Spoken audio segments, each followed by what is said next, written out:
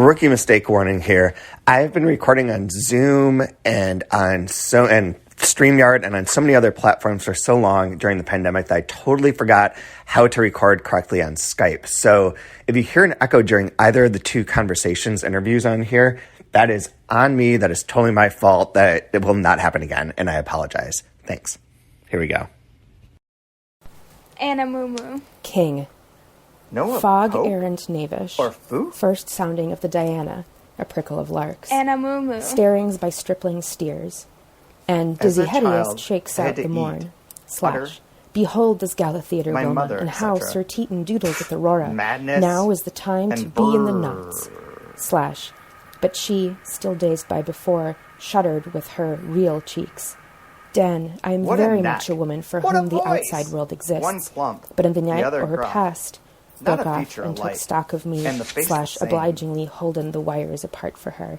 Question, slash. Moo. Singularly Closer and wild closer to the place. fence. More and He more. had muttered meanwhile. Barama, bully. He towered above and Galoka, below from out his Galoka, hiking breeches. the world of he, cows, tall, thin, and plus hairy, galaxy. slash. Do you even listen La to what I vaca, said? la cabra, Slash. Absolutely, Wilma. ya But, oveja, no I had a sinful vision to do battle with. One of them slash. recited right off Question from mark? the Dernal slash. Lauden. Gallant. Sorta in the style of an, quote, aha B plus C dekia through those two. You in a butt full of dew. Then, at last, we had her through, gristle and all. And B, I heard Don't the you express from a storm shade by? rumbling by. Modestly Question. from behind. Well, Llama. quote, You'll overcast. be that Said soon. Gopis. Cloud They also porphyria shook to their the Very ears. We're So- mad Which with do you love want, for Krishna, Frenzel? The Krishna. binocs or the yashika? Whenever Slash. he played She his grabbed flute, neatly, they and the all leather came to strap dance with parted. him.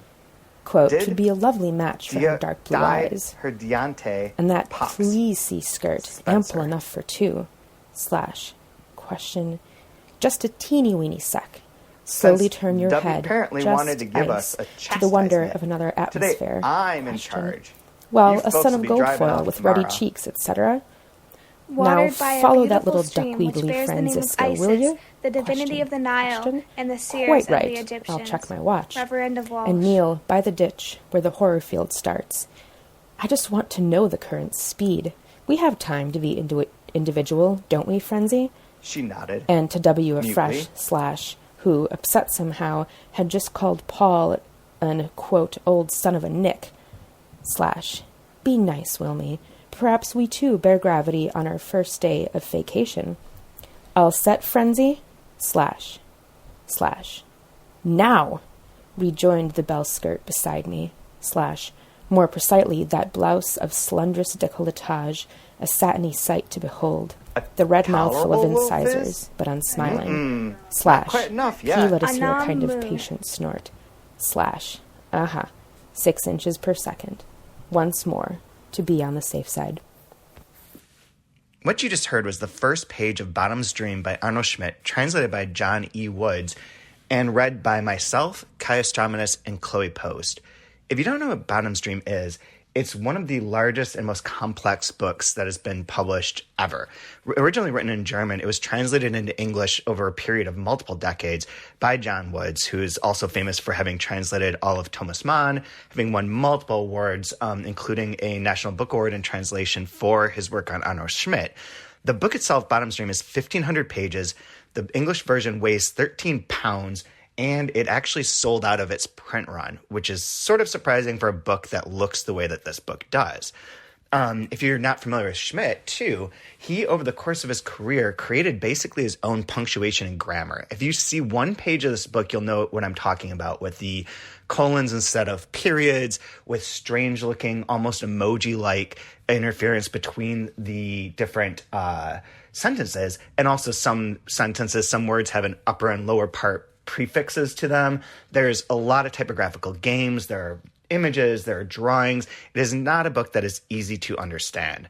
And what's interesting to me about this is that I understand in a way why it sold. It is beautiful to own, and it kind of requires its own table if you want to read it. But I'm really curious about how many people who have read it and how many people just by seeing it are automatically turned off, intimidated, and afraid to actually get into it.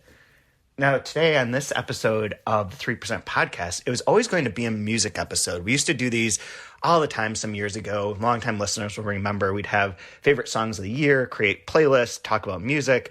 It's kind of in addition to talking about books and translation and whatnot, since we are all into multi forms of media, not solely on reading. But as I started putting this together, I thought a lot more about the connections between indie artists, about curation of music and of literature, the discoverability of music versus books, the way that you can hook someone on an album or on an artist in just a couple minutes. But to get someone to pick up and read a book, like, say, Bottom's Dream, it's a much more complicated process. So I started thinking about what it's like to hear difficult books being read rather than the imposition of seeing them. So what we have today on this podcast is a number of different bits. There'll be an audiobook, there'll be another reading done by me, there's an interview with a musician, and a conversation with Jeremy Garber about his annual curated Music of the Year CDs that he sends out to select individuals. So it's kind of a weird episode. I really hope you enjoy it.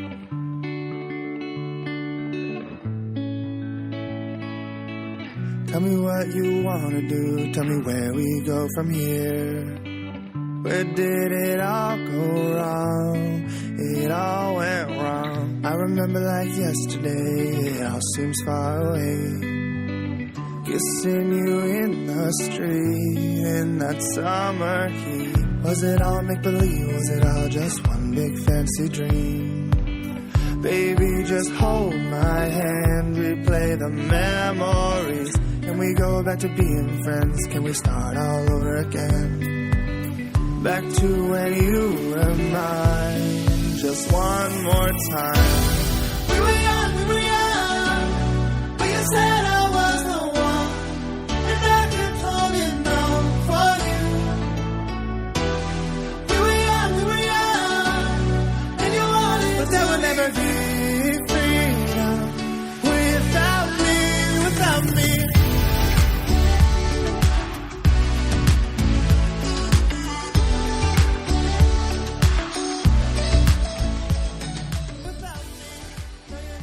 Okay, so can you tell me how to pronounce your name and a little bit about yourself? Yeah, my name is Chad Post. What is your name? Oh. I'm Chad W. Post. I use the W. Well, there's a big difference. Yeah, my name is Chad Post, and I am a visual artist residing in New York City. I'm a singer, songwriter.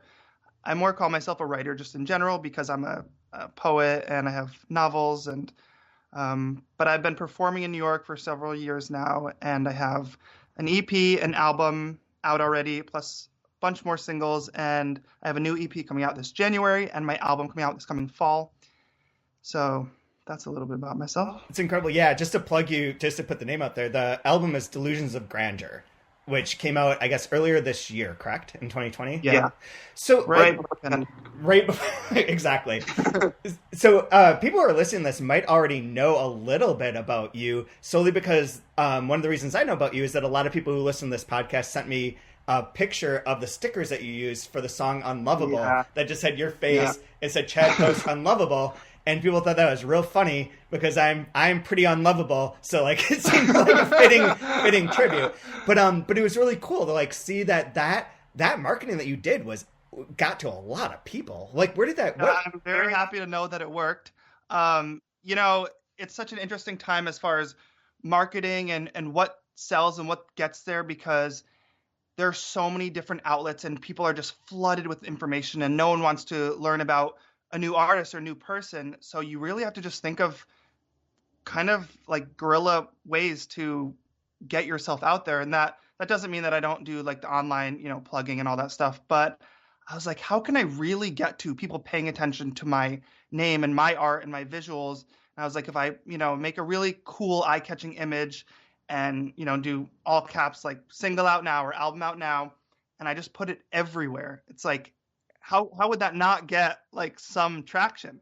And I mean, within like several, I don't even know, maybe it was like 2 or 3 months, I was starting to be in like bars and people would be like, hey, are you Chad Post? And I was like, yeah. And like, it doesn't even mean necessarily they listen to my music yet, but just being familiar with the name and hearing it enough, it's all about, it's like if an ad comes out for herbal essence or something, you're not going to go to the store. You're going to go and buy something that if there's something that if it rings a bell, if you hear it and it doesn't necessarily mean that you're choosing it because you're listening to their ad, but you're just familiar with it. And I think that's what was my biggest. I was like, if I can go all over Williamsburg and Manhattan and Brooklyn and Queens and just put those stickers everywhere, like that's going to gain something. And it really did. Like it helped propel me. And I started getting DMs on my Instagram, and then on the street, these two like bros in the East Village were just carrying their groceries, and they like stopped and like looked at me dead in the face. And I was with my friend, and I was like, that was weird. They just like stopped with their groceries and then kept walking. And then they were like 50 feet behind me. And all of a sudden I hear like, hey, are you Chad Post? And I was like, yeah. Like, oh, I always see your stuff around. Nice to meet you. And I was like, oh, thanks so much. So it's just like, I don't know. I just tried to think of something different. We also did a lot of wheat pasting of posters, like big posters. Don't tell the government about that, because that's technically illegal. But no, I have no idea who put those up. It was some random team. But yeah. So yeah, I just thought it would be a good way to get myself out there. That's it. It's really interesting. I want to ask you more about your album first, but I'm going to pause it for 1 second because I want to ask you this. So one of the issues that seems to come up, one of the things I've been thinking a lot about in relation to book publishing and in relation to this particular episode of the podcast is about discovery and about how they make it to you and how you choose to listen to them, how you see it. Exactly what you're talking about. And right now, during the pandemic, we have like a very specific problem with that. Like I used to be able to go to shows and see opening acts, see things I hadn't seen, people I hadn't heard. I just go to the bar and they'd be playing and you'd get to know something. But now that I'm stuck in this like quasi Spotify world, like if I haven't heard something before, Spotify doesn't always want to give it to me. And I'm curious, like from the musician's perspective, what you think of the Spotify world like that, but also like how that's changed your idea of marketing yourself and marketing your music during this pandemic time. It's changed drastically during this year because all of your time is spent behind a computer. They're like exactly like you're saying. So there's no shows. So if I was the opening act or the headliner, there is no people to see you, discover you, casually hear you. I have friends in New York that have coffee shops and bars and stuff, and my songs were getting played on those playlists. So people were like Shazamming it, and you're out and you hear something like, oh, that's how I personally, that's what I do. I just Shazam something. I don't even add it to my library then. All I do is Shazam, and then like once every 2 weeks I'll look at all the songs I Shazammed, and then I'll like, actually go to them. And I mean, I don't do that at all anymore. How am I discovering new music? I'm not. I'm listening to the artists that I already know come out with other things. And if I happen to see an image or something or a song that someone has shared, and I'll listen to it.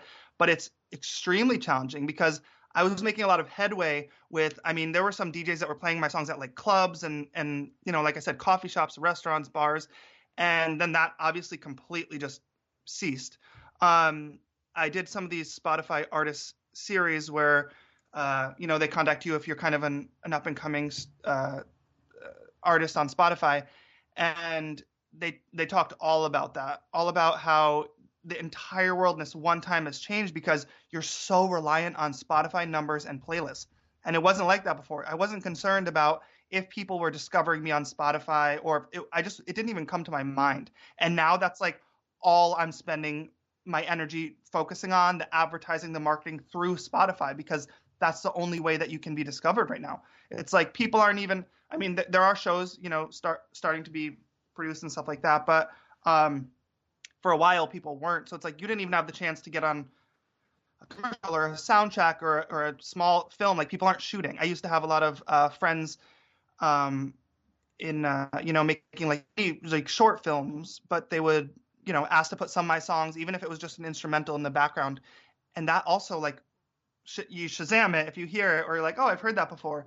And that's just not a thing. So honestly, I don't have an answer because it's been such an interesting growth period to reset everything and realize. And I'm hoping that when everything opens back up again, you'll have those opportunities again to be discovered in those more organic ways, because I'm a people person. So I'm extremely introverted, but when I'm in public and when I'm in a talking space, I love to talk to people. I love to hear people's stories. I love to, make friends at coffee shops and all that stuff. And that's how like you kind of get to know people. And what they do in the industry and as far as like music and stuff like that.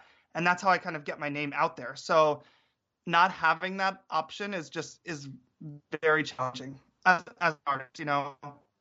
I mean, for everyone, but also just like not having those organic ways to network and stuff is just really a challenge. Oh God, I can't even imagine. The performance thing is like a huge part of it to me. That I don't know if this is something you'll agree with, but I feel like artists love to like feed off of that crowd, the crowd, and off of the idea of performing in public and being able to be in that spirit, test out songs, do new things, learn from that, and to not have that loop is like so disruptive. It really is. And the only thing like that's come close to that, like all my vocal lessons, I have a master vocal coach, and we do like FaceTime, you know, Zoom lessons, and I'm performing in front of her. Like it's just me to the FaceTime. It's like it's not giving you anything. It's like how could you can't project what you're going to project. You can't interact the way you're going to interact. It's just you just don't get that same feeling. The upside to that is that it's a lot of reflective time, which everyone is experiencing. And I was just like, you know, I'm going to really use this time. If I can't do all those things, I'm going to use this time to record and write as much as I possibly can during this time. So that's the way I've been getting my you know, creative juices going. But, you know, it's not recording myself in a studio by myself for hours on end is not giving you that same satisfaction. But getting those songs back when they're mixed and then releasing them and having people gravitate toward them, I will say, people are much more engaged with what they're searching for online than they were before. So a lot of times it was people are running to their 9 to 5 and then they go to the gym and then they do this. And if they're searching for music or you know, discovering people, it's for like a half an hour, like every like 3 days or something. And now it's like people sitting on their phones, scrolling and looking and researching and getting lost in that like, you know, cyber world. And so now I've had a lot more like traction with people like actually reposting songs. And like when I have releases, they'll like really share them versus like, oh yeah, I listened, I love it, and I'll add it to my playlist. Now it's like more about people sharing it and like really engaging and interacting because they have that time. So that is a benefit to the not, you know, having shows and not having those organic ways to be discovered. Right. So how would you, to bring it back to the album, how would you describe your music? What's your elevator pitch for Delusions of Grandeur? That is a very interesting question. And you know, it's very hard when it's yourself to put yourself in a category. You feel like you're like pigeonholing yourself. I like to think of myself somewhere between indie alternative pop and pop music. I don't think I'm like the super polished deep pop, but I like having that rustic singer-songwriter vibe sometimes. And I think for me, telling the story is just really important. And I mean, for my album, it was 16 songs, which is a ginormous album, and it is separated into 4 seasons, and there's 4 songs in each season, and it really tells a story, and it goes through that. You know, there's an arc, and there's a climax, and there's, you know, resolution, all that stuff about self stuff, self-love and all that stuff, and then going into like, you know, more love and relationship and life and freedom. And it's really important to tell the story for me. So like I'm not going to sacrifice, for instance, a lot of the mainstream artists, you listen to an album and it's a sound for the whole album. It's like you're hearing this, it's like, oh, Adele did this, or, you know, whoever your favorite artist is, and it's like this album has a sound, you know? And while my music absolutely has a sound, I'm not like, oh, this is a really upbeat album, so I'm not going to put these really tearing, like, you know, scathing ballads on it. Like, no, I'm going to tell the whole story. It's not just that. The mood of the album is not just, we're going to go dancing and clubbing today. It's just not who I am as an artist. And not really who I want to be. Any album that I love has had those like super really upbeat, like poppy songs, and then these like really like down tempo ballads, and then these like kind of more artistic statements. And I guess I just don't want to ever compromise my artistic statements for my music. So I don't know. I know I didn't put myself in a category, but I guess I think one of my main themes is always shape shifting. So like I kind of do my best to not make it all like super consistent, because I want to show that I can write these kind of like FU songs, but then also can write these really sentimental piano ballads. So Yeah, and the piano ballads, like Without Me and Americana is another one that, like, Yeah. I mean, maybe not piano ballads, but like are like very emotional and very like very earnest emotional, nostalgic. and nostalgic. Yeah, the Coney Island video version Yeah. too is like very much nostalgic. But like Yeah. that's really interesting because then there are the tracks that are a little bit more like forceful, upbeat, Yeah, aggressive. Yeah, and those ones are not. I thought like it was funny because we were talking or texting or emailing this morning, and was listening to the album and I kept thinking that this feels like a concept. Like there's some sort of like the overarching concept to it, and then you're like, oh, it's divided in these 4 seasons. I was like, holy shit, it is. It is like sequenced in a way to tell like a sort of story. Yeah. So then I sent him a picture of that back of the album because, you know, the thing about not having physical albums is that you don't see like the overarching like theme and all that stuff. So I sent him pictures of it. When you're just seeing it digitally, you know, it's hard. But yeah, so I mean, it's a real story. Like there's a sound and there's like that bitter, angry, hostile, like end of a breakup thing. And then there's like that like nostalgia. Gosh, I wish we could just go back to what we were, to like, you know, it's definitely a story. And I want to always like maintain that, you know. That's interesting. How was that reflected in your upcoming album? So right now I've released four singles, and I have an EP that is coming out at the end of probably end of March. And then I have an album coming out in the fall, which will be, you know, full length again. This year really helped me curate my sound. So the songs that I put out so far this year, Palace, The Greatest, I think it's still, you know, that the music is mine. Like you can just tell there's like kind of a grunginess to the pop music, which is interesting. You know, it's kind of a rustic sound. I don't want to give too much away, but the EP has a theme, and then the album in the fall has a theme, and it's all about growth. I mean, my EP was called The Gilded Age, which the Gilded Age was, you know, a time period when all the new money people were just buying and buying and buying all these mansions and everything, and gilded everything. And then it became very out of fashion and very in vogue. And it was like the people who owned the mansions were going crazy because they were used to having these lavish Gatsby-style parties, and then they weren't there anymore. And they were talking to invisible people and all this stuff. So it's kind of like that story. That was my first EP. And then the second one was Delusions of Grandeur, which, you know, goes without saying, and similar theme. And so the EP is coming up. I don't want to give away the title yet. I'm still excited about it, so I want to like keep it under wraps. But there's a similar theme, but definitely a growth. And I always make sure, like in the sounds that I'm doing and the places I'm going, I'm always expanding and you know, moving forward and up, and never staying the same or stagnant. A little more experimental. I've really enjoyed like that. Some of people's favorite songs on the albums are not always the poppiest. They're more like the kind of indie sounding songs. So I'm just letting myself be a little more free with what I want to put on something. And you know, if it's not a single, it's not a single. I'm fine with that. I just want to make sure that it's cohesive and it all goes together. That's my biggest thing. I think there's an interesting thing that you mentioned in one of your emails of the debate about like the idea of singles versus an album. And I'm very curious as to what your feeling is about that. Because I have had like a lot of these, like over the past year in particular, there's a lot of people putting out singles and not necessarily albums. And sometimes there's albums in which there's like clearly a focused single that's bringing people into it. But I like the idea. I've always been an album person because I'm old and like grew up with like buying albums and listening to albums rather than just single tracks. Same. So I'm a huge album person. And if I like the artist, I want the album, and I will as so much to, you know, order the physical album or order the, vinyl. But so it's really important to me to have a full project, and especially my first full length album. I was like, no, I'm getting the physical CD copies. No, that's something I've dreamed about since I was a kid. My favorite thing was when my mom would bring me home a CD, you know, with the jewel case and whatever, and then it would break in a day.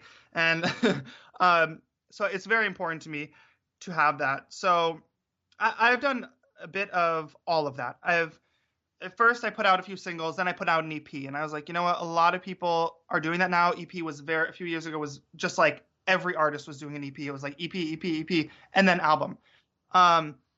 then I did the EP, and then I released a few more singles, and I was like, okay, now I want to do the full length album. Like I want it to be a cohesive statement. And I know like most of my friends who are artists and people that I know aren't really doing full length albums right now. They're doing like EPs. And I was like, no, I want to do the full length album. So I put out the full length album. Since then, so the album came out last January, and then since then I released a couple singles from that album. And then when I was going to start releasing new stuff, I started in August. I was like, okay, I had a meeting with someone kind of prominent in the music industry, and they said, you want to release something every 4 weeks. You need a new thing going on your Spotify and your page every 4 weeks. And I was like, okay, good, let's do it. Like I have the content to do that. I was just like, all right. Once I released those things, it was like August, September, October, November, December, one every 4 weeks. I was like, that goes by really fast. And it's really hard for you to keep that going because you're like trying to put as much emotion and everything into that and energy, and yet you can't really focus on it because 2 weeks after you're releasing it, you're already starting to promote the next single. So I learned from that. And my plan while I was doing that was to do single, one single based on that conversation with the guy for the next year, and then next fall release an album with a few more songs in it and whatever. Once I released the 4 singles, this and they just wrapped in December, and a new song comes out at the end of January. I was like, no, I need to break it up. It needs to be an EP because an EP also gives you a chance to repush the songs you've already put out, plus give people a new flavor and new taste. So like, I know these songs. Now here's a little bit more that I can get from it, and it's a concept. I wanted these songs that I'm currently putting out to tell a story together, and then I'll probably do singles after that, and then maybe another EP or just album in the fall. I'm not exactly sure, but I realized while I was putting out the single that a year of singles, it doesn't really climax the same way. And so I was like, you know what? I want to break it up. I want to have it be an EP, and then I can go from there. But I already have like the album work shot, and so yeah. This is sort of divergent but relates to that. Do you know the band L1011 by any chance? It's like No. They're very strange. They're like 2 guys. One plays drums and percussion. One does like multiple guitars, lots of looping, instrumental band. And they produced a 3 CD album this year called Tautology. But the way they released it was a series of EPs that had it had some of the same songs on each of the EPs until they had the whole thing. So like there were times like they'd have like a new EP every really like 2 months. And I'd be like, what is this? And I'd be like, this song is so familiar. And I look at it, it's like, oh, it's from the earlier EP, but these other 3 songs are new. And it was like another version of what you're talking about, of like keeping it in the mix and keeping it going. And I think it's thinking about how every time you come out, you want to reemerge as something. I talk about this with my friend a lot. You want to see how you can reemerge each time and still build on what you're doing. So, for instance, song codes like on Spotify and Apple Music are the same code. So even if you put it out as a second EP and it's a different album art and everything, the streams and the plays and the playlist, it goes to the same exact code. So people are finding ways in which if you didn't see it the first time, you'll probably see it the second time. And if you didn't check it out like the second time, then there might be like a re-release. And then so I think that's just really important, is re-emerging every time.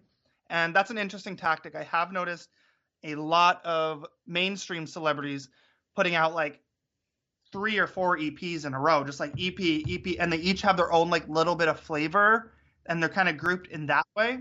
And then eventually they do an album, but there's just like a lot of EPs. I think it's just how the world is now. Like people don't want to digest a full album at a time.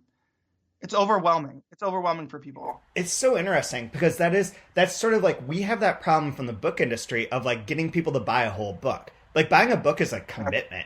Like it's not even a cost, it's the time of it, right? Like I have to read a whole book versus like the single idea is sort of that like, oh, I get my fix. I don't need it. And we're trying to convince people to be like, no, spend 8 hours reading this book. Yeah. Like, no, I've got I can watch Wonder Woman on HBO Max. Also though, to me, I'm like such a physical, like I said, tactile person. So like if I'm reading a book, I want the hardcover, or even softcover, paperback. I want to sit there with it, and I want to like have the cover, look at the cover, like something that I can put next to my bed. Like I'm not like online reader or anything like that. Like I need the physical, but that's not the majority of people right now. They're all like faster, faster, give me more, I want more, quicker, next. And we're literally dealing with like the podcast I was on right before I talked to you is what we started a few years ago called the 2-month review, where you take one book and read it over 2 months so that you go really slow, and instead of like just going on to the next thing. And they're like older books, and they're like this slow, funny sort of way of talking about stuff. And it is to combat that, to be like, no, we don't need to keep rushing ahead. Like it's more fun to sit with that object. So I should ask you this at the start, but who are your influences? Who do you look to? Who's inspiring to you, either musically or as a writer, artistically, anything? Like who do you want to who means something to you and to your art? This changes like pretty much. I heard a quote a long time ago that was you want to emulate whoever your favorite people are and whoever have lives that you imagine or you want to be like, find out what they did to do it and then do it, like you have a chance to build your life like they did as well. So I mean, there are so many different areas of this, obviously, but for me, musically, my music taste just ranges tremendously from my favorite songwriting influences, like when I was little, was like Fleetwood Mac, Stevie Nicks, obviously like Michael Jackson for pop, just because he was so quick with the lines. But I mean, I love like Elvis, Frank Sinatra, Bob Marley. More recently, my favorite songwriters are Lana Del Rey by far, Adele. I love her writing style. I'm trying to think of anyone that I didn't mention that I'm like really fixated on right now. I just love I love Lord's writing as well. I just love people that tell stories. So I don't limit any genre. I listen to everything, and I love everything. I love rap. So I don't like have anyone that doesn't influence me. Like people ask this, and I feel like it's such a generic thing for me because I mean, there are certain artists that I've followed their entire careers. Am I like a super fan of them? No, but like I listen because I'm trying to understand and emulate some parts of what they're doing. Oh, they know how to write really catchy songs. Oh, they know how to be really descriptive. So I'm always like studying those things. And as far as books, I mean, I love like the like classic poets. That's like I collections like Hemingway and that stuff because there's something about like the names that like make me like feel like, okay, this is really important and I need to like understand what happened here and why this was a successful life and story. And that's basically like what I base my art on. I just want to make it be as authentic as possible and be me, but take those things from people as I've learned them, because that's, I mean, as far as like when I was little, I was obsessed with old TV shows like black and white. And I used to find all like the errors in them and pick the shows apart. I mean, I Love Lucy. I was like, if you want me to go on an I Love Lucy tangent on why that's the best TV show of all time, I can, because it literally is, and it changed the world. But I mean, I love nostalgic things. I love old things, old time TV shows. I would always watch like the Brady Bunch and like just old Different Strokes, old stuff. I love old stuff. And once it becomes too modern, it's like, yeah, I like it for like a minute, but then I'm like, I go back to like the staples of, I guess nostalgia is like a huge theme of mine. I never really thought about it until I'm analyzing it now. Interesting. That's really interesting. The Lana Del Rey reference in particular, when that first single of hers came out, which I can't think of the name of it right now, but it's like, oh God. Video games? Yes. I was going to say playgrounds or something about gaming, video games. My kids heard that and they're like, we know this song. And I was like, you don't know this song. This song did not exist before like yesterday. And they like were convinced that this was like a classic thing. And she had tapped into that vibe of like nostalgia in part, but also just being that classic, obvious, like, oh yes, I know this. For sure.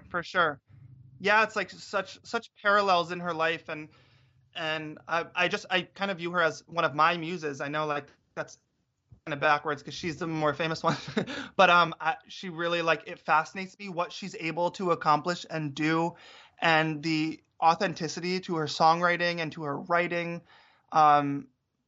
I mean, I honestly, and I think this like, I mean, critically acclaimed and everything. I don't know if there's a current more talented songwriter in the world that's discovered, I guess, because I mean, just the quantity of music she's put out in this period of time and the quality of it is just like mind blowing to me. Cause like no one puts out, I mean, she's been out for now 8 years. This is her 7th or 8th album. It's just like, and it's quality. It's not like there's, you know, shortcuts. It's like, no, this took time. This is art.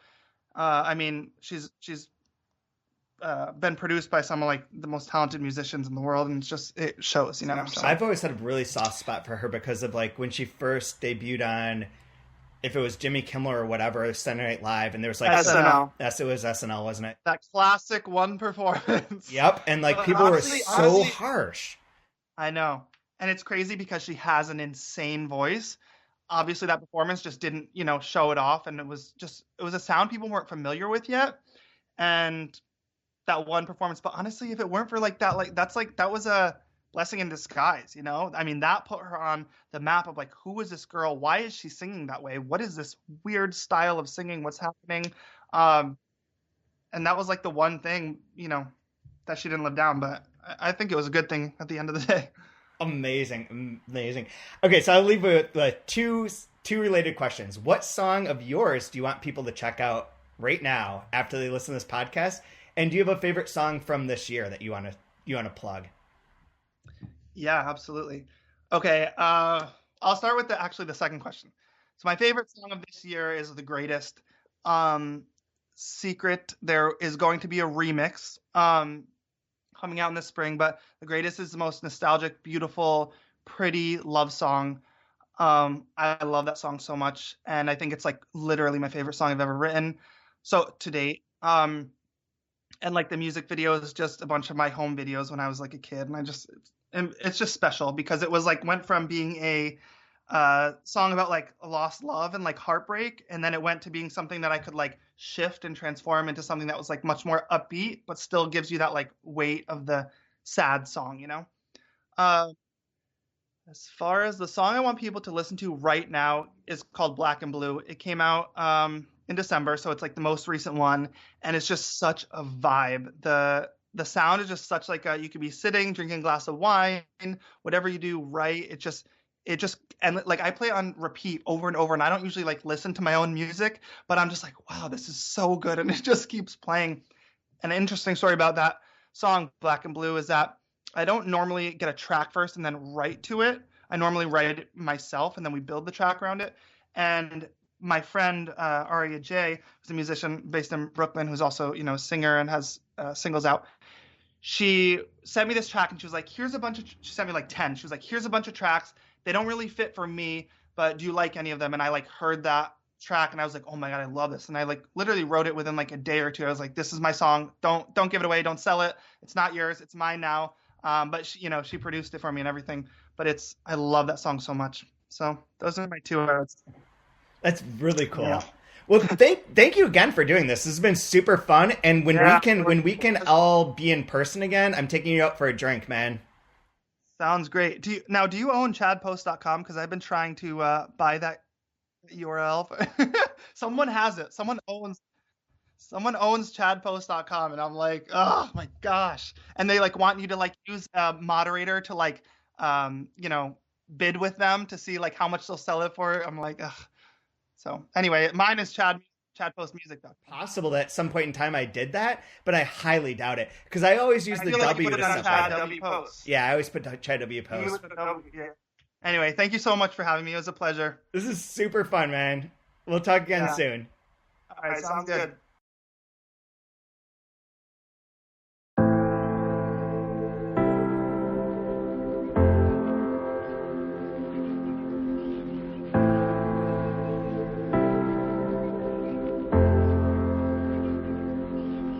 I always wanted to be what I had seen on the TV, rule like the king and the queen, but that just wasn't me. They said looks on what they see, and your chances are rough. And as they dismissed me, said the industry is tough. Give me that Americana.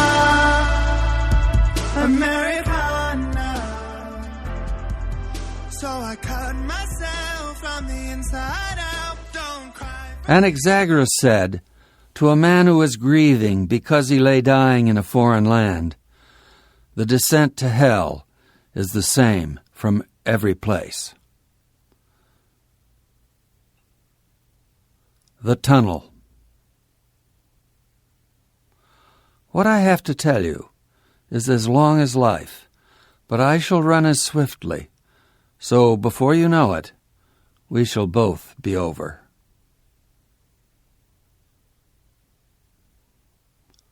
Life in a chair.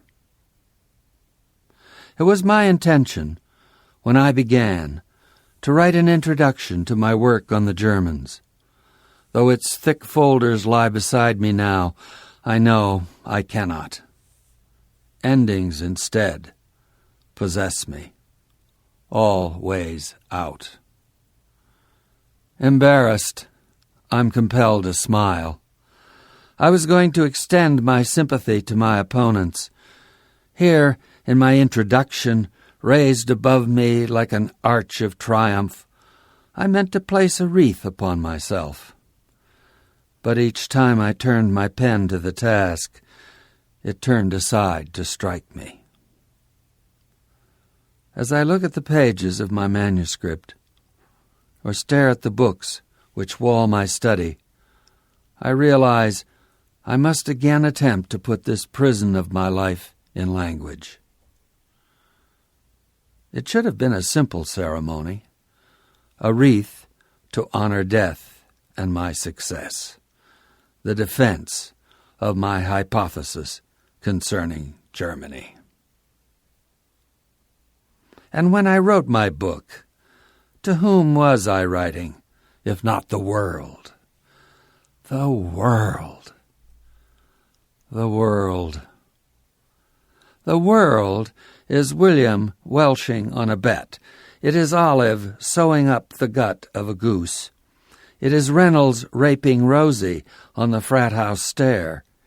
It is a low blow, a dreary afternoon, an exclamation of disgust. And when I wrote, was I writing to win renown, as it's customarily claimed, or to gain revenge after a long bide of time and tight rein of temper? To earn promotion?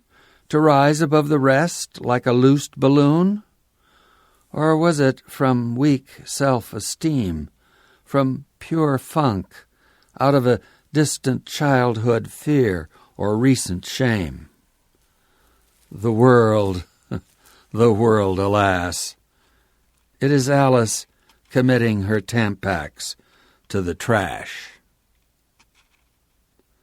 I began, I remember, because I felt I had to. I'd reached that modest height in my career, that gentle rise from which I could coast out of gear to a soft stop. Now I wonder, why not? Why not? But then duty drove me forward like a soldier. I said it was time for the big book, the long monument to my mind I repeatedly dreamed I had to have. A pyramid, a column tall enough to satisfy the sky. Duty drove me the way it drives men into marriage. Begetting is expected of us, and in those days of heavy men in helmets, the seed was certain, and wanted only the wind for a womb or any slit. Yet what sprang up out of those foxholes we fucked with our fists but our own frightened selves? With a shout of pure terror, too. That too was expected. It was expected even of flabby, male-less men like me. And now, here, where I am writing still in this chair, hammering type like tacks into the page, speaking without a listening ear. Whose eye do I hope to catch, and charm, and fill with tears and understanding, if not my own ordinary, unforgiving, and unfeeling eye? My eye.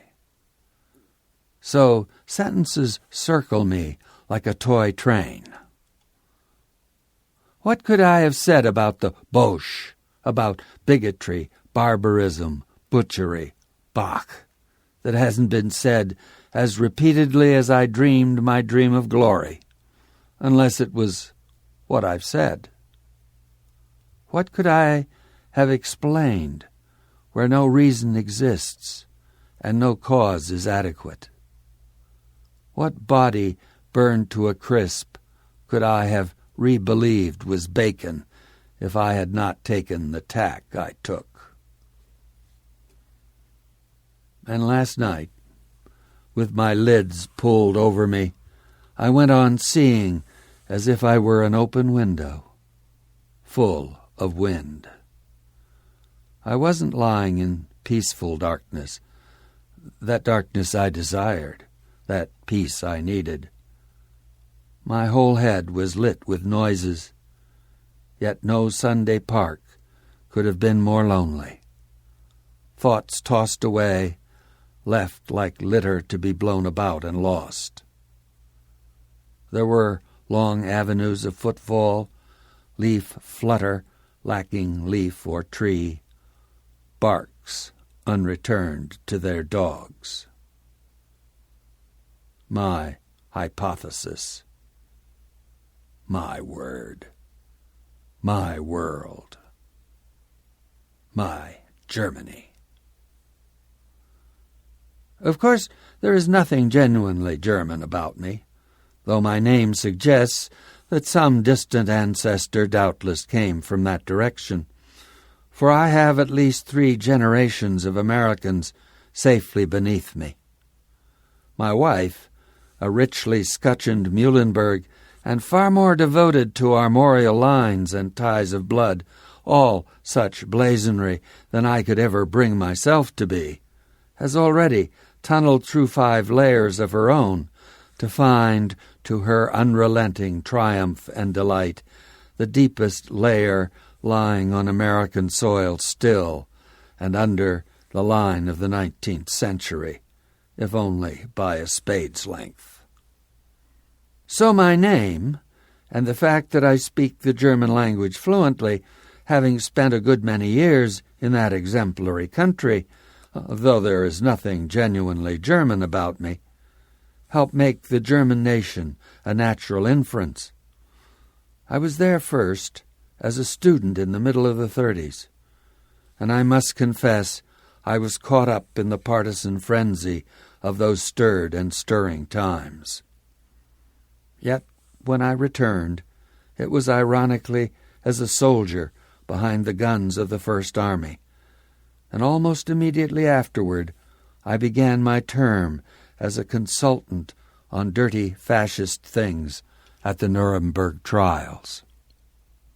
Finally, on the foredge of the 50s, with my 1,400 francs of fame to alter the French reviewer's expression in my favor, I purchased my release from the paws of the military and was permitted to become a tourist and teacher and scholar again. Yes, by that time I had a certain dismal renown as the author of the Kohler thesis concerning Nazi crimes and German guilt, and this preceded me and lit my path, so that I had to suffer a certain sort of welcome, too, a welcome which made me profoundly uneasy. For I was met and greeted as an equal, that is, a German all along, and hence a refugee. I was William Frederick Kohler, wasn't I? Wasn't I fat and fair, with a dazzling blonde wife and a troop of stalwart children fond of, heaven help them, hiking about with bare knees? And so, why not? No, there was no mistake. I had the name, and knew the language, looked the part, had been wisely away through the war. And of course, though no one said it, it was this which pinned that wretched label to my coat like a star. Had written that remarkably sane, peace-seeking book, so close on the event, too, a book which was severe. All right, it was severe, perhaps severe, yet patient, fair, and calm. A Christian book, really. Its commentators, my hostesses, their guests, all my new friends, smiling pleasantly to pump my hand, declared, as though history had a fever. Yes, so calm and peace-seeking, came Herr Kohler's cool and soothing palm, so patient and perceptive, so serene, while he lay bitterly becalmed himself, with a quotation from Heinrich Heine just beneath the title like a tombstone with a grave. That the French reviewer, and there was only one at first, spat on his page. He had a nose like a dirk, and spectacles enlarged his eyes. It will be 1,400 francs spent on infamy, he said, and you will get your money's worth. Of peace-seeking, peacemaking, peace-loving book. A goodbye. A friend of mine did the French version, but it was I, quite unaccomplished, who betrayed my English to the German. At 12 marks, it continues to have a brisk sale. I redid my study with a recent check. I had intended to introduce. This is to introduce a work on death by one who spent his life in a chair. I could not hold my father in much love, my mother either. Indeed, I learned to love far later, as it proved, than they had time for. So perished they without it. None of us grieves. I've played a few sly tricks upon insanity since then, and now life holds me as it once held them in a dry fist. Hearts held that way, wad up eventually. Trees did. Once only, my heart burst bloodily in that grip. But what has that to do with me now, or with Germany? Maybe we're talking out inside a car with rain falling around us. We all know this rain is hard to take. I know I can get attached and then unattached to my own versions of others. My view of you comes back and drops away. Just that I'm still here, and there's still everything you don't know. Oh, how often I dream about you. You don't know how I need you. You got me all wrong. If I said I was sorry for always being underwater, would you stay? You can take me. There's no difference between you and me. Tell me what you would say if I said that to you. I get you. You're not like anything. Do you hear me? Just be here. Don't let me get in the way of you finding everything. What was it? The story you told me? Why am I so hard to be around? You're at the approach to the end of it. Hey, Jeremy, thanks for coming on here to talk about music at the end of the year. Thanks for having me, Chad.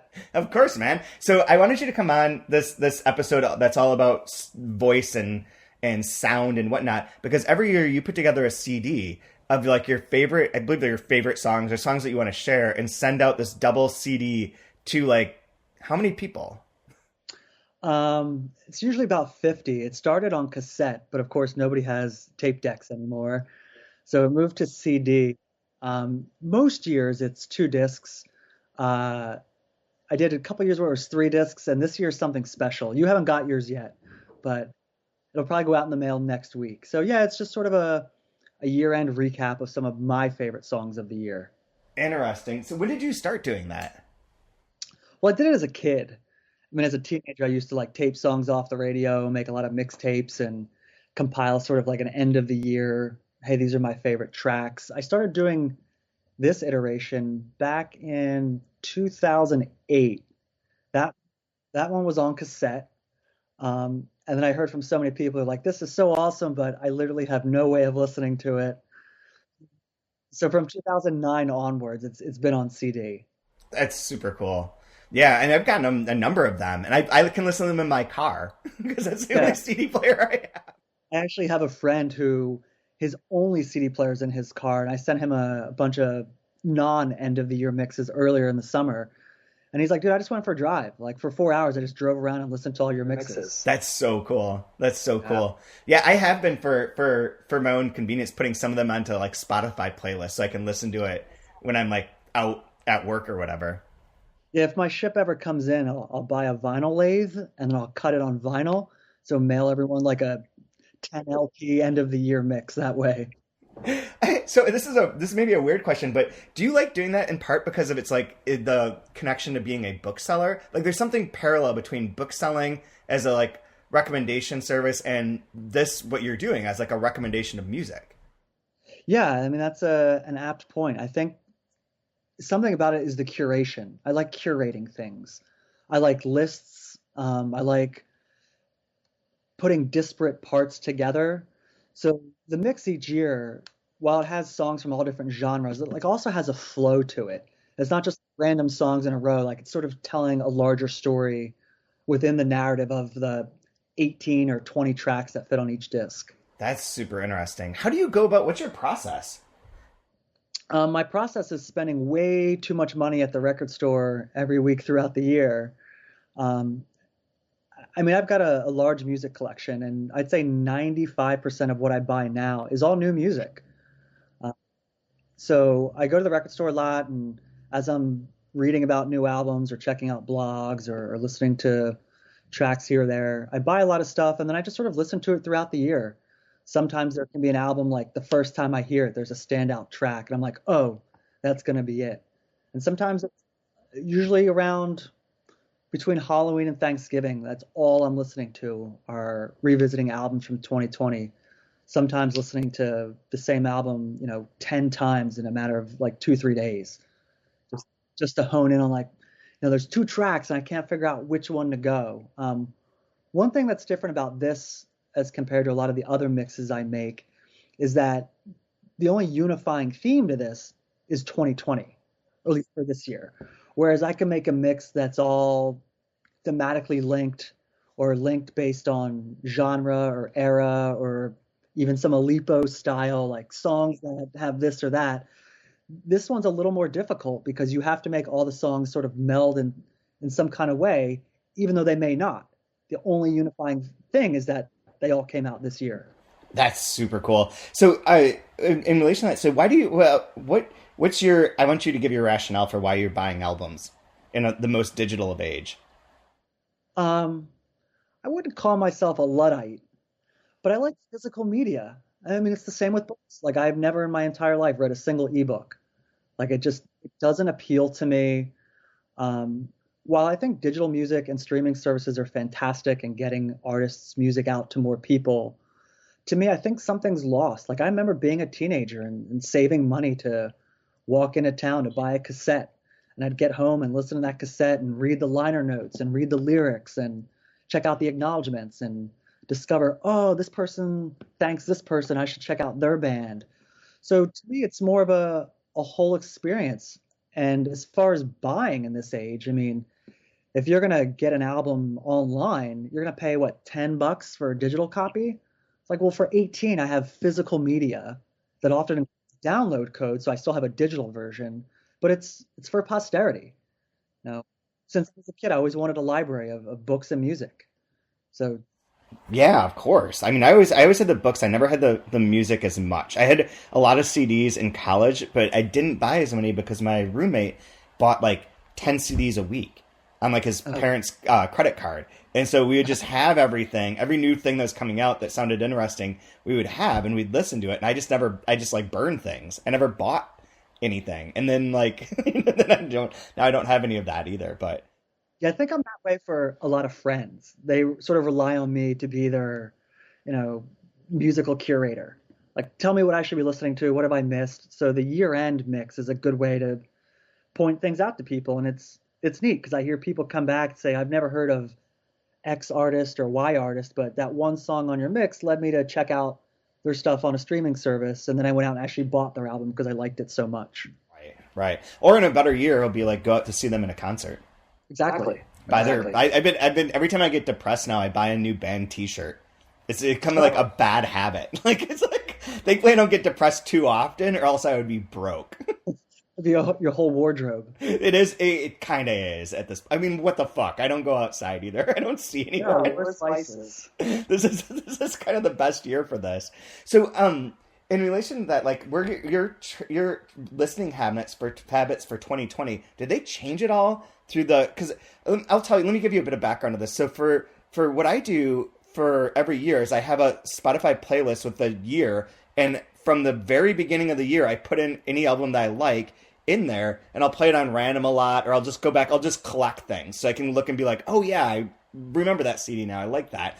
And I just put them all in order, so you can look at, they're all from like January 18th is Kiwi Junior's Football Money album, which is spectacular, and then Bombay Bicycle Club from January 18th as well, which is what I was listening to at Winter Institute, and then it hits like the beginning of the pandemic, and there's a shift for me personally, and I'm curious of what you've experienced in your relationship to music over this course of this crazy year.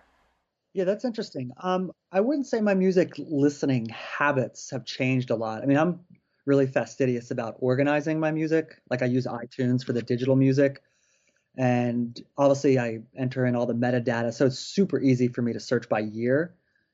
Also like date added, so I always know what I purchased, when I've gotten it. I mean, I haven't been inside a record store since March doing side pickup. You know, typically it's ordering things in advance. So I guess if there's been a change, it's in lieu of just wandering around the record store seeing what jumps out at me or checking out the listening stations. I have to do all of that in advance. So it's probably reading more music journalism. It's checking out, you know, artist websites or Bandcamp to see like, you know, just get a sense. I've never really been one to listen to an album fully and then go buy it. I often will read some reviews or check out a track or two and be like, you know what, I'll take a chance on this. Like I'll spend my $20 and pick up this album. That's really interesting. So what do you turn to get those recommendations? Good question. I mean, I've had a subscription to Rolling Stone since I was in high school, which I keep re-upping. It's the only magazine I still subscribe to. I mean, I read a lot of blogs, you know, I mean, some of the big ones like Paste or Pitchfork. I have a soft spot for CMJ, having worked in radio back in college. A little bit of everything. I started out as just a DJ, and my senior year of college, I was actually the station manager. So I was DJing my senior year. I DJ'd 3 different shows. I had a classic rock show in the afternoons. I had a hip hop show in the evenings, and then late night I did a kind of whatever the fuck I want show from 1 to 4 a.m. I mean, I had people that were drunk getting home from house parties, so I could do like the Kids Incorporated theme song on vinyl from that old Disney show, then followed up with, you know, Boogie Down Productions into Fiona Apple. So it was just kind of a mess of all different stuff. That seems like kind of like the CDs.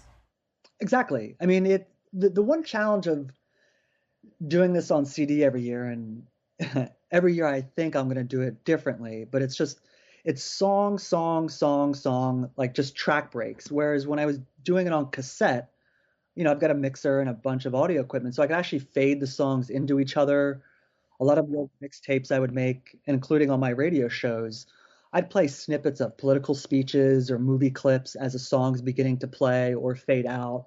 So it was a lot more about the live experience, whereas this end of the year mix is just song, because to do it the old way would make me have to get started much, much earlier in the year than I It's just not been feasible.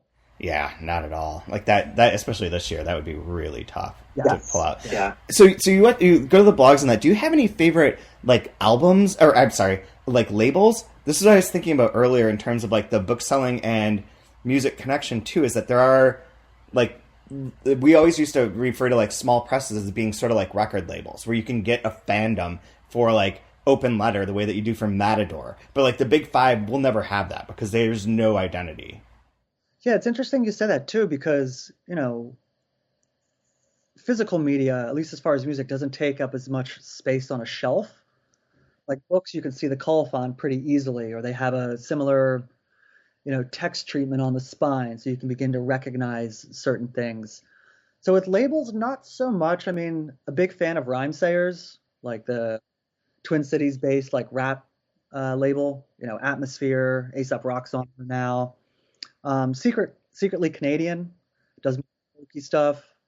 I had a Matador heyday, but that was more, 20 years ago, probably. Yeah, yeah, yeah. It's funny how often I'll find a new artist only to discover that they're on the same label as another artist I like. While the genres may sometimes be similar, you realize like that they cluster, they all group together. And I think as digital music has sort of replaced physical media in a lot of ways, you see it shaking out in a way that like artists all end up kind of on similar labels. Right. That kind of makes sense to create like a kind of a tribe or a way of like promoting each other and being like a epicenter of something. I mean, I think of that with like Secretly Canadian though too. Like they're a very particular type of music for a time. Yeah, it's interesting you say that though, because I've never really thought about that comparison to publishing. Because when it comes to music, I never ever check out like, oh, I should see what this new label's put out. I mean, some of their mailing lists I subscribe to, so when I get emails, I'll check them out that way. But whereas, Open Letter, New Directions, publishers like that, I'll go look specifically to see what do they have coming out. But I don't do the same for record labels. I don't actually know with record labels how often how far in advance they announce their releases. That's true too, especially this year. I mean, how many surprise releases were there this year? I was going to ask you about that. So you're more keyed in than I am. I listen on Spotify and I look through all music, the new releases every week just to see like brief snippets of like they have like a 1-line description or whatever. And if it sounds vaguely interesting, I'll like listen to the beginning of it and be like, oh no, this isn't my thing, or this sounds pretty cool. I'll listen to the whole album, and just go through things that way. Or like Pitchfork as well, though Pitchfork's numbering system drives me insane. I think that they've been around for so long. They've gone through the spike of popularity into the direct backlash into nobody cares anymore. They're like nobody cares to hate Pitchfork like he used to. But there has been a lot of surprise releases, right? There have. I mean, I use Metacritic for that same thing. Like Metacritic lets you search by future release dates. It usually has a lot of major releases. For some smaller artists, it's harder to find, and it's not the only one I rely on. But I think the first surprise release of the year I can think of, I think, was Fiona Apple's new album. If I'm not mistaken, Fiona's new album dropped I think the week the pandemic started. Yeah, it was right around then. It absolutely was. I don't remember hearing a lot of buzz about it beforehand. Well, actually, I can look to see when I added it. I added it to iTunes on April 17th. So that would have been a good month in at that point. I think it came up before that. I'm going to check really quick because I believe that we were talking about it in the office as something that was about to happen. Yeah, and that was one which we're seeing more of, where an album comes out digitally, but you have to wait weeks, or in that case, for Fetch the Bolt Cutters, it was months and months later that the physical media came out, or at least the final edition. Yeah. Huh, that's interesting. What other artists stood out for you this year, either old favorites or new discoveries? I've become, early last year, maybe 2 years ago now, 2018, a huge Ezra Furman fan. Ezra Furman did the whole soundtrack for that Netflix series Sex Education. And I got to see Ezra the week, or rather the month before the pandemic started. She was here in Portland and did a concert, and it was a small venue, and I was over the moon, and the show was fantastic. Artists that I discovered this year, one that stands out is Sue. I believe it's pronounced Sue. It's spelled Sault, like Saint I Marie. knew about them from a couple years ago. I didn't know that that's how you like Sault Ste. Marie. That's how you say it. I'm not certain. I'm not certain either. But I hadn't thought of it as Sioux until you said that. But Sault Ste. Marie is a town in Michigan that is spelled the same way. Yeah. They're fucking baller. Like some of their early songs we used on the podcast a lot, like the one about like oh shit, I can't remember the titles of anything. But this album seemed really important because it came out in the middle of the Black Lives Matter protests, and they like declared that they are black first of all, and that they also like they were. It was a very political album and a very political moment for them. Well, there was actually two this year. They put out two albums, both titled, one parentheses Black Is, the other parentheses Rise. And to me, their story is just so intriguing. From as I understand it, nobody really knows who they are. Nobody knows who they are. Nobody knew what their thing was. So 2019, they put out two albums too, 5 and 7. And 5 had the song "Living in America," and that was the one that I heard first that I got addicted to. Yeah, so they were new to me this year. I had not heard the previous albums. That was fantastic. There's a band called Another Sky. It has an album called I Slept on the Floor. One of their songs is on my end of the year mix, and it's probably not my typical fare, but I just fell in love with this album. It's sort of it's more poppy than I would listen to, and perhaps even a little bit more electronic than I'd normally listen to. But it's something about it just spoke to me on every level. Like the first song that I really dug is called "Fell in Love with the City," and then I checked out other tracks, and I finally just bought the whole album. And the whole album, just from start to finish, is really darn good. Oh, awesome! I'm gonna have to check that out. That's not one I know of. Yeah, let's see. Hey, you can see them in they can see their next concert. Is scheduled to be in Oxford in May 20th, 2021. Oh, no kidding. Which will be here before we know it. I'm a huge Sam Fender fan. His album came out last year, but he's done some singles this year. Young bloke from across the pond who I just think is so talented. So I still am listening to a ton of that album. New stuff. I tend to gravitate a lot towards like female singer-songwriters. So some of those that I discovered this year that were new to me. Angie McMahon, I believe she's Australian or maybe New Zealand. I think Australian. Her album came out last year, was fantastic. She did an EP follow-up this year, which has a bunch of covers. Her voice is just, to me, I'd listen to her sing anything. So that's been fantastic. A couple other, I believe they're on the younger side, but Fenny Lilly, Madeline Kenny, Johanna Warren, who I believe lives here in Portland, Alexandra Savior, and of course, Phoebe Bridgers' new album is just, that woman is so talented. She just dropped that Christmas EP, which I can't stop listening to. Have you heard, I know this isn't your favorites from before, but have you heard the song Impossible Weight by Deep Sea Diver featuring Sharon Van Etten? Well, not to give any spoilers, but it's on my end of the year mix. I mean, I cannot get enough of Sharon Van Etten. In fact, if I can spoil it, no, I won't spoil it. You'll just have to wait and see. But Sharon's amazing. Her album from last year was incredible. I think 17 was the track I listened to most in all of 2019. So she did a couple smaller things this year, a cover. I know she did a couple side projects, or rather singles with other people's projects. But that Deep Sea Diver song, it's just been another one that's been stuck in my head. It's so good. It's really so good. Perfect. Yeah. Oh, awesome. Anyone else you want to plug? Any maybe not new discoveries, but someone who put out like a particularly great song or album this year that you're really excited about? Yeah, a few. I'm a huge Laura Marling fan. She had a new album that came out, I think, what was it, in the summer? It was called Song for Our Daughter, if I'm not mistaken. Never get enough of her. I'm a huge Springsteen fan, and his new album, I think, is pretty solid. Also a big Jason Isbell fan. He put out a new album with the 400 unit, which is also dynamite. You and I had talked before about Will Butler. And I've loved pretty much everything Arcade Fire has done. And when the new solo album came out, I was like, wow, I'll give it a listen. Actually, I bought it and then gave it a listen.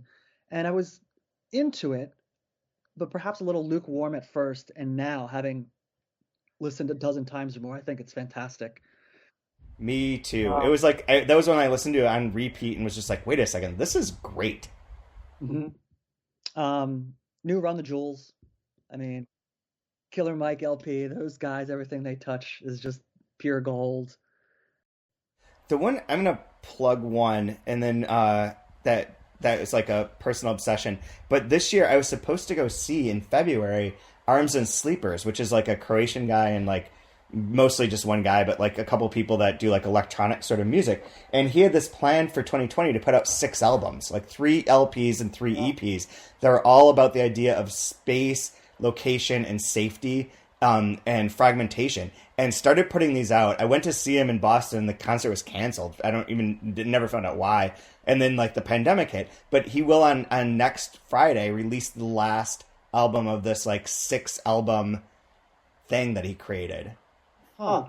That sounds really cool. Which is really cool. And it goes from like different sort of varying types of Arms and Sleepers music, where it's like very ambient to a little bit more catchy to like there's different parts, but it's a cool project. It's one of the 2020 projects I thought was like most ambitious and just got like swept under the rug because, fucking COVID. Yeah, well, speaking of COVID, it was neat too to see artists do somewhat topical songs. Undara, who used to go by JS Undara, released an album this year, and every song on the album is about COVID. And it's so good. Black Thought released the 3rd volume of his Streams of Thought series, which is dynamite. There was another hip hop act. Oh man, I'm totally spacing the name right now. Who put out an album in 2020 that was also recorded entirely during COVID, and all of the interludes between songs are all him calling other people, family members, friends, talking about COVID. Odyssey. I don't know why it took me a minute. Yeah, it's called Odd Cure, and it came out, I think, early August, late July, maybe. Sort of a, for lack of a better term, like a conscious rapper, and it's just so good, and it feels so timely to be listening to somebody in real time talk about the experience of COVID, of sheltering in place, lockdowns. One more that I just thought of is a sort of like a super group. I don't really incorporate much jazz onto the end of the year mix because it doesn't sort of disrupts the flow in a way. It's a sort of a different listening experience. But there was that super group that put out the album Dinner Party. So it's Terrace Martin, Robert Glasper, Ninth Wonder, and Kamasi Washington. It's an album called Dinner Party, and it's just all like sort of down tempo-ish jazz. And they did a follow-up EP, I think, called like Dessert or something. Just really good, like the kind of music you can just put on and like chill to, music you can put on and just like bop your head. It's just really dynamite. As terrible a year as 2020 has proven to be in so many ways, it was just a fantastic year for new music. It really was. I miss flipping through mine, and there's like Inventions became one of my favorite bands with the Continuous Portrait album, and specifically for this one song called Outlook for the Future that came out at the end of May and like resonated with me as like a reflection of the COVID moment, as like this like weird, it's a very like anxious song, but also with like some bits of hope to it. But like it's interesting. And then L1011 came out with a triptych called what did they actually call it? I can never remember what the name of the album is, but it's like a 3 album set. Tautology. and it's 3 full albums, and it's fucking wild. And I don't know like how much of that ended up being influenced by this time, but they're like 2 dudes. One dude plays drums, and the other guy plays all the guitars and pedals and everything, and loops them all together and creates like this weird soundscapes. But their triple CD is baller. Y'all check that out. Yeah, one thing I thought was interesting about 2020 is how many covers there were. Yeah, there was a shitload. And some of them were just fantastic. And I don't know if it's, hey, I don't have access to my studio, my full band, so I can't record new tracks, but I've got the wherewithal to do a cover. But there were some covers this year that I was surprised. I mean, I'm always a big fan of well-done covers, but this year it's just one after the other. There's a few, yeah. So last week, Amina from Iceland released I Want to Teach the World to Sing, a cover of that song. And I was just like, wait, what? Like, this is not... And then I listened to it, I was like, this is beautiful. But there's like the Glass Animals cover of Heart-Shaped Box is great. And then there was that weird Soccer Mommy project where she covered her friends and they covered her. Oh, I like when artists do that. Who was it? Dawes and Bright Eyes did that, I don't know, 5-6 years ago. They put out like a 12-inch. I think it was a 12-inch. They each covered each other's songs. And I was like, clever. Did you hear the Phoebe Bridgers, Maggie Rogers cover of Goo Goo Dolls' Iris? Oh, no, I did not. Oh, it's so good. It came out post-election because I think they had made a bet, something that if Trump lost, she agreed to cover Iris. And even though you haven't heard that song maybe in 20-some years, 30 years, you still know every word. And to hear them do it together is really, really cool. Oh, that's great. I'm going to have to find that right away. Yeah, actually, it's funny we're talking about covers because another band that I hadn't really known of before this year is called Cutworms. Are you familiar with Cutworms? I hadn't heard of them, but they did a cover of, again, I think last month, of Tom Petty's Louisiana Rain. Oh, I mean, it makes you miss Tom all the more, but it's real good. It is. They're great. Well, perfect, man. Well, thank you so much for coming on here and talking about this. And everyone who doesn't have access to your CDs, maybe we'll be able to post a track listing at some point in time. Yeah, you could. They should go out in the mail, hopefully by the end of next week. So you should get it just the first few days of the new year. Perfect. I'll amend it to this post and make sure that everyone has a list of all the songs.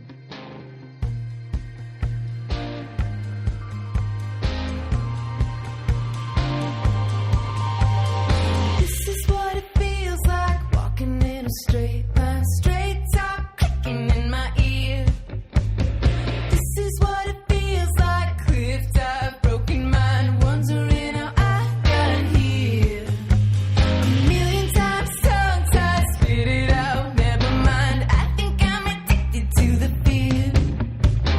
Stuttering my heart from the hurry of stop, dragging my heels around, dragging my heels around.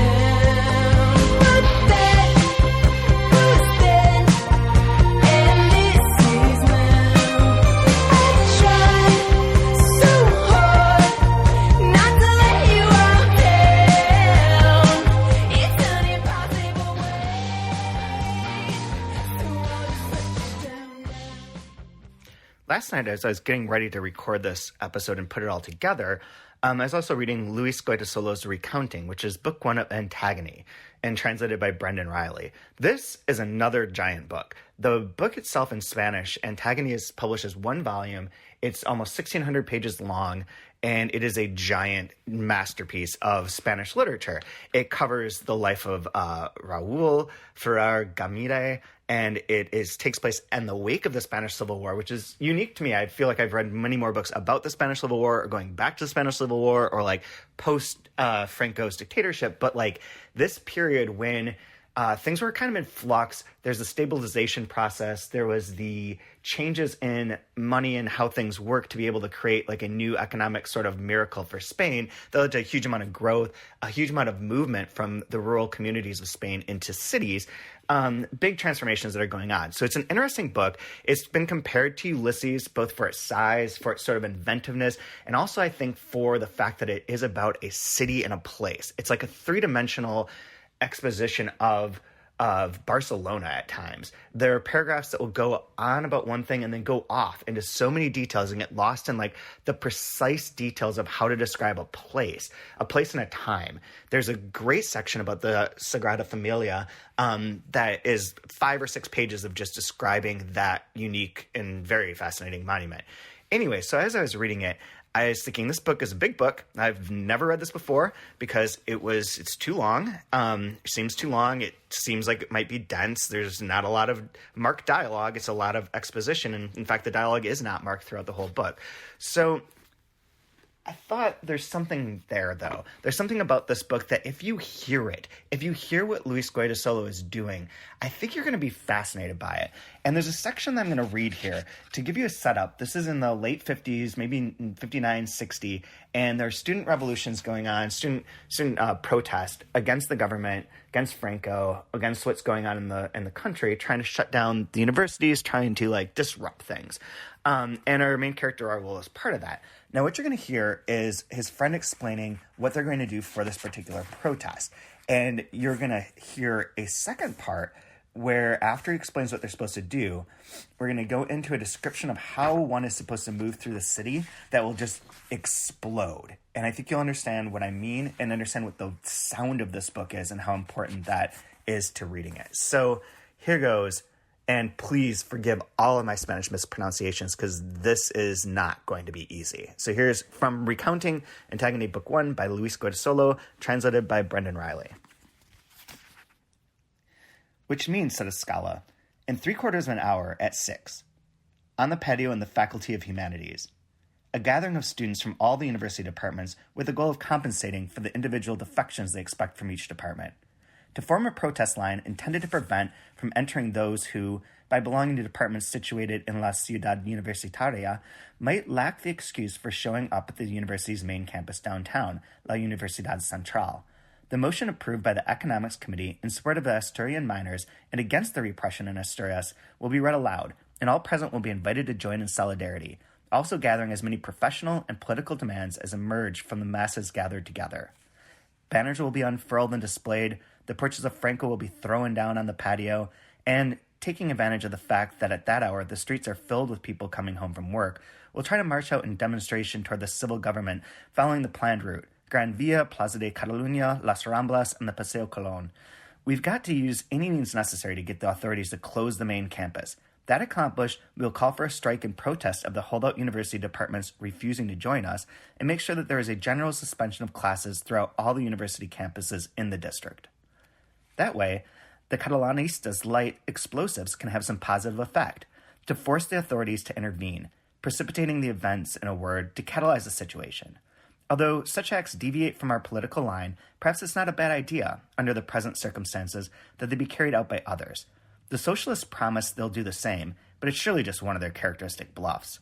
Your role consists of resolving, along the way, however many questions that come up, always keeping in mind that you must remain embedded in and identified with the mass of student protesters. Make the opportune decisions without it seeming like you are the ones who make them. Centralize the picket line activity. Order the unfurling of the banners. Channel the demonstration toward the Bishvarik, just as the Catholics wish, instead of toward the civil government, if that seems to be the predominant opinion. Counteract the police's dispersive actions. Avoid clashes, except when the police try to make arrests. Let me emphasize that those of you who are in positions of responsibility must not draw attention to yourselves. At no time should you stand out from the mass of students. It would be a grave mistake for the organization to reveal the one secretly responsible instead of the one who appears to be the real leader. That's what people like Raz, Martinel, and Guillen are for. As for Ferran, it doesn't seem prudent to risk exposing him to the investigations he'd arouse, were he arrested, being as he is the son of an old, well-documented militant. He shouldn't even get close to the fray, especially because no one has recognized him yet, and by staying on the sidelines, he's the perfect person to maintain this security connection. If you run into some delay or feel that you're being watched, he can go in your place to the meeting, tomorrow at 11, in the cloisters. The only thing necessary is that he not receive your call, that you don't call him tonight from a payphone saying you want to go to the movies or something, and then he'll show up. Cover your asses and cover me. Be especially careful of telephones, and get rid of any compromising papers. No notes. Keep in mind what the last ones who got arrested went through, the new surveillance techniques used by the police. When they follow someone, various agents do it at the same time, relieving each other continually to avoid attracting attention, communicating with each other by radio. They use cars and motorcycles. As a rule, you should mistrust men wearing typical, dull, everyday uniforms, soldiers, tram drivers, street sweepers, etc. Don't forget either that women also participate in surveillance operations. Take every kind of precaution. Catch the metro at the second-to-last station on the line, for example, where it's easy to spot if you're being followed. In case you notice anything out of the ordinary at the meeting place, take out your handkerchief to blow your nose. You always meet by crossing paths, planning each person's route ahead of time. You appear to run into each other by accident, and then each person goes their own way. One goes towards the exit at the Plaza del Rey, and the other goes to the exit at the Calle de los Condes de Barcelona. Or rather, whoever enters via Plaza del Rey must leave by way of the Calle de los Condes de Barcelona. Or rather, at the cathedral, entering by Calle San Ivo, also called Calle Inquisición, and coming out on Calle Piedad or Santa Eulalia, both at the cloisters. Or entering through the chapel of Santa Lucia, a Romanesque structure integrated into the structure of the cathedral, and leaving from any other door onto Calle de la Piedad, Calle del Espio, right at the front steps. Leave and get lost in the convoluted violet side streets of the old city. Take Calle Puerta Frisa or Calle Canuda towards Los Ramblas, Calle Pelayo and Plaza de la Universidad, or crossing Avenida de la Catedral, take Calle dels Arcs towards Puerta del Anjal, Plaza de Catalunya, Las Rondas, and Plaza de la Universidad, wide plazas and streets, thick with traffic, the city's shopping district, monotonous alignments, grandiose buildings with ground floor windows, banks, cafes, enormous department stores, leaving behind that nucleus of rancid narrow streets and damp stone, wafting odors belonging to the streets surrounding the cathedral, businesses and crafts developed within the shelter of the church, an always attractive temple for the sale of goods, fleeting effluvia, wax, crammed antiques, books passed through umpteen hands, rough matting and wrought iron, odors successively diffused upon a more general background of choking industrial vapors, contrasting morning atmosphere of yellow light penetrating the shadows, transversal and turbid, metallized sunlight, as if infused with metal filings, revealing the eroded palaces now become neighborhood houses, corroded facades, gray rough cast, disfigured by touch-ups, bricked-in doorways, poky windows clumsily open in the thick stone walls, balconies sporting potted plants, clothes hanging between Romanesque, Gothic, Renaissance, Baroque, Neoclassical, and Isabellian architectural elements, gargoyles and cornices, Jaimez windows, large doorways and staircases with little boys, tourists photographing arches no longer triumphant, battered doorways for horse and carriage, now bodega or antique shop, grocery store, herbalist, tobacco shop, secondhand bookshop selling souvenirs and postcards, the workshop of, the warehouse of, etc. So that last part from where it begins or entering through the chapel of Santa Lucia, Romanesque structure, through to the end is one sentence. That is one explosive sentence that goes into the litany of listing and listing and listing. And throughout this chapter, that happens over and over again, where Guido Solo begins with like a little bit of plot of like what's happening, and then just goes through this immense amount of detail, listing all the different characters of Catalonia history, of what they does it through one part through a museum and what's found in the different parts of the museum. And it's a really interesting technique to like explode language and explode the nature of the text. So if you like that, Antagony Volume 1, Recounting, is available now through Delkey Archive Press. Best place to order is bookshop.org or through your local independent bookseller. And Volumes 2, 3, and 4 will be coming out successively in April of 2021, October of 2021, and then April of 2022 when we'll finish the 4-volume set. So stay tuned for that. And I hope you enjoyed today's strange and unique episode.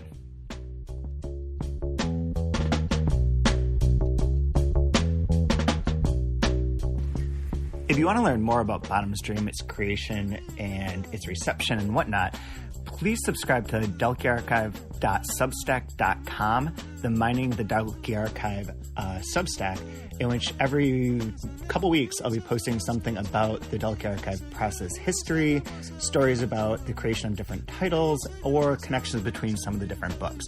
And there will be a whole episode on Bottom's Dream in the not-too-distant future. Every day is an ongoing massacre. Another one gets shot down in the streets, but they say it's the land of the free. No,